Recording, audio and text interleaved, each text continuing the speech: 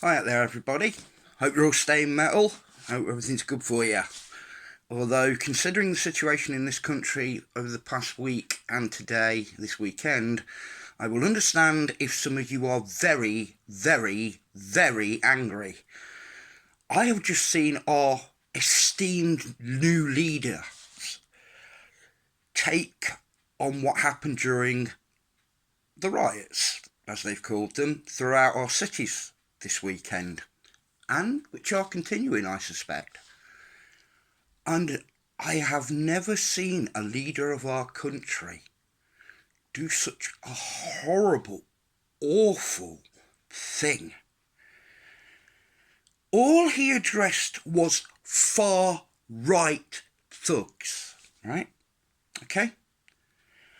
I have seen footage from various different cities.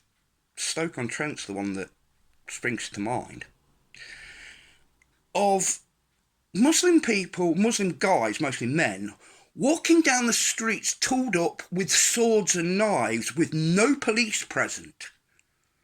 Big, nasty weapons, right? No police around. And then I hear that all they asked them to do, politely, right, was, can you put your weapons down and put them back in the mosque? Wait a minute. They're carrying lethal weapons on the streets, right? Lethal weapons. And they're not being arrested for carrying big lethal weapons anyway. Right? Do you think the same thing would apply if some of the far-right people, right, were doing the same thing? Banged up straight away. Smack down, riot police, whack. That'd be it. You're Nick's son. Right? Okay? And all we hear from Starmer is right-wing thuggery, racists. Well, from what I've seen, and I've seen a lot now, there just seems to be a lot of ordinary people from all different cultures and backgrounds who are just sick of being tarred with a brush and seeing the way this country is going. They're not racists. They're not far right wing. They seem to be just normal people who are tired and sick and tired of the lies and the duplicity and the two-tiered nature of the way we are being treated. How is that democracy and fairness? When one person's one culture is literally allowed to brandish lethal weapons in the street and there are no police around, or ask softly, can you put your weapons back in the mosque? And other people who are out there with no weapons, not doing anything, who are literally just speaking and airing their views, are waded into and busted. Is it just me, or is this insane? Is this insanity?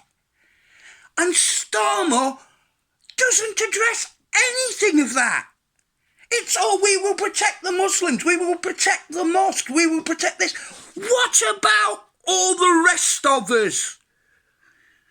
Now, like I say, none of this is on my conscience, because I've never voted for any of them. And I have seen all the arguments that it was Tony Blair's fault back in 1996-97. I've seen the arguments that it's the Tories' fault for doing what they've done. What you saps don't realise is you've been voting for liars for years, decades, and you've reaped what you've sown now. You are now paying the price. I never voted for any of the scum. And you are having to live in their nightmare, and so am I.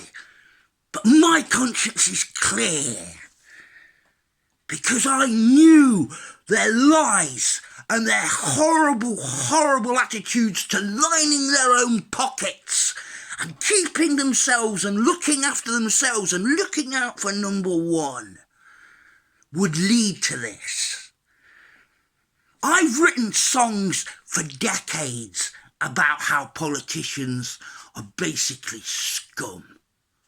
And they have the nerve to call us ordinary, everyday people fascist, racist scum. Well, watch out now, because you've lit the fuse. I totally disagree with the violent disorder.